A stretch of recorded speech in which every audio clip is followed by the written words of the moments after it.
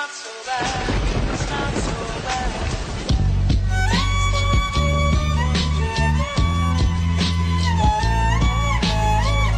Hi guys and girls, welcome to my YouTube channel. I hope you already subscribe.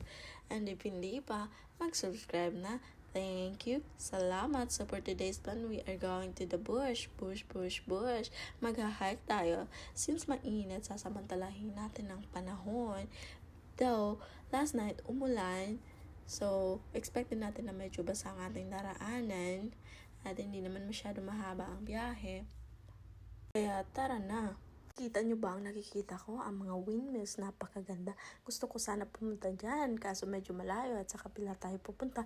Kaya next time na lang. At yun na nga, malapit na tayo sa ating paroroonan at malapit na natin malaman na mapapagod tayo dahil sa plano natin today na mag-hike. At dyan tayo magpa-park. Kung mapapansin nyo, madaming cars kasi madami din yung nag-hike dyan. Yung iba nasa taas na, yung iba pababa. So ayun na nga, hindi ko na navideohan yung pataas talaga kasi madaming bumababa at medyo hassle kasi medyo madulas yung daraanin. So safety first tayo.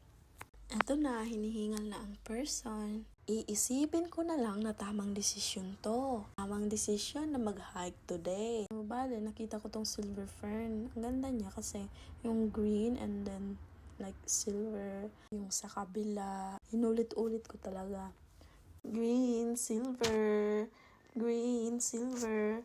Alam mo yun, para siyang kamag-anak ng mga pako, yung ginugula, yung kinakain. Sabi nila, masarap yun. So, ito na nga, pababa na ang person. Kaya hindi na hinihingal, relax na.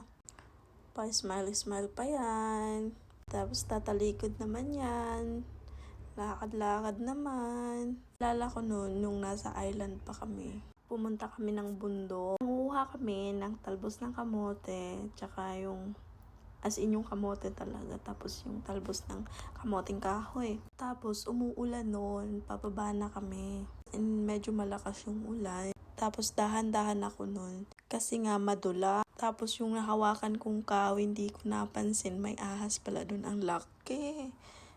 Para akong binuhusan ng malamig na tubig. Hindi ko alam kung tatakbo ako o hindi. Pero hindi talaga pwedeng tumakbo kasi madulas. Kaya ang ginawa ko, binilisan ko yung paglalakad ko hanggang sa makababa kami. Ninervyos pa ako. So ayun lang ang aking kwento. Hindi na lang walang ahas dito. Kaya happy hiking tayo.